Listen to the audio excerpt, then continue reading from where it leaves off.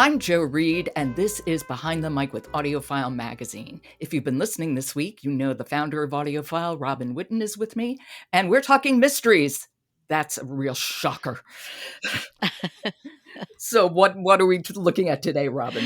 Well, we're going to do a little globe trotting today. We're going down under, as it were, to New Zealand and Indonesia with Warrior Pose from the Yoga Mat Mysteries, Book 4 by Susan Rogers and John Roosen, read by the amazing golden voice, Rupert Degas.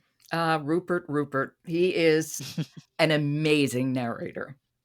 As you know, he's narrated the Roland Sinclair mysteries, which I, as you know, because I talk about him every chance I get, are fabulous. Anybody taking a car trip should listen to those. I've listened to the Yoga Mat mysteries too, and this is a really interesting and very unlikely series. It is a very fun series. What is so interesting is I have followed this series, and the last one I think that I talked about was Dead Man's Pose, which was set in Sydney, Australia, and I learned a lot about Sydney. But this one, there are two locales, New Zealand, so I learned a lot about New Zealand, and Indonesia, where we first of all, let me set this up. We have Ric Peters, the Australian secret agent who we've heard from before, is wrestling with the dangers of his job and his need to protect his fiancée, Elena, and who is a lawyer and a yoga instructor. Hence the Warrior Pose, hence the Yoga Mat series. Yes. But what is really interesting, because we were talking about the two noir titles earlier in the week, I would not say that this series is particularly noir. It's more of action, adventure, and very wry and wonderful humor. But in this episode of Warrior Pose, there is some wonderfully menacing scenes in Indonesia. Immediately reminded me of the film The Year of Living Dangerously. If you remember that, it's brilliantly atmospheric. Oh, wow. And so you get and in a kind of a dark way, because there are people after Rick. There's a jungle scene, and that was the first thing that came to mind about how atmospheric it was, how it had this certain dark tropical menace to it. So that got me completely hooked into this particular episode. And let's talk about our golden voice, Rupert Degas.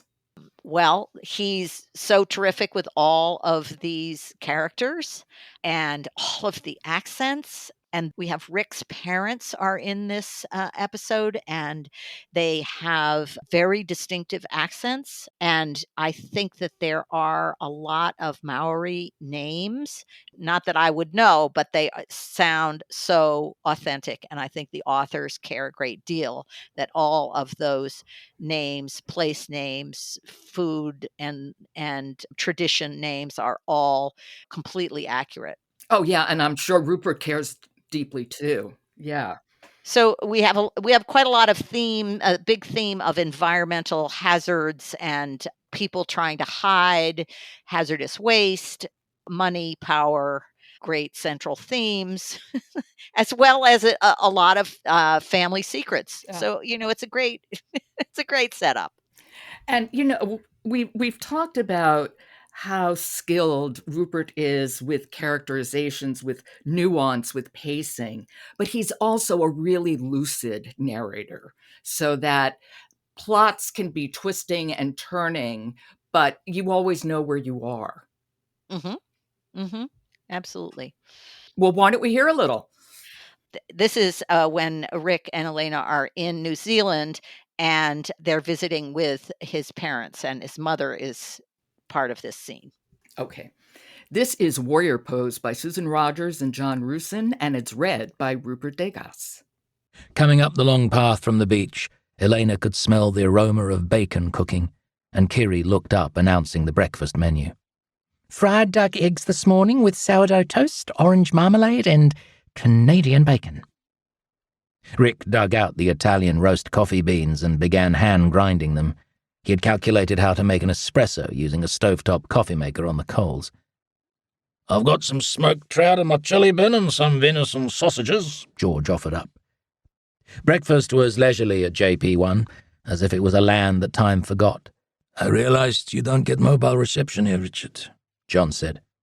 "Yes, it's a convenient excuse to avoid the constant stream of messages and having my eyes constantly glued to a screen. I like looking at actual scenery instead of screenery." "You're right. The blue of the sea and the sky and the luscious green and all the vegetation is therapeutic," Kiri agreed. "Between the yoga and the lack of communication, I've decided Jurassic Park is less distraction and more attraction."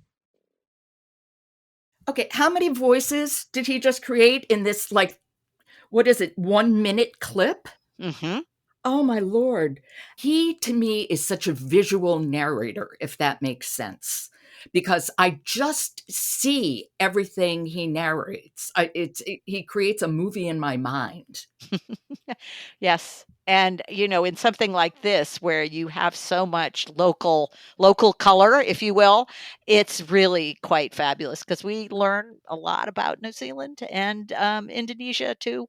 He's great that way. He's wonderful. Okay, that is Warrior Pose. It's book 4 of the Yoga Mat series by Susan Rogers and John Roosen, and it's read by Rupert Degas. Thank you so much, Robin, and I will talk to you tomorrow. We will, Joe. Look forward to it. I want to remind people this Friday we have a bonus edition of Behind the Mic. AudioFile's Michelle Cobb is joined by Golden Voice narrator Dion Graham and author Cadwell Turnbull to talk about Transmutation Transients, the first installment in a sprawling and ambitious multiverse. That's this Friday, a special edition of Behind the Mic. I'm Jo Reed, and I'll talk to you tomorrow. Today's episode is sponsored by Night Watcher, a twisty new audiobook performed by Will Collier and Helen Laser, plus a special note read by author Daphne Woolsencroft.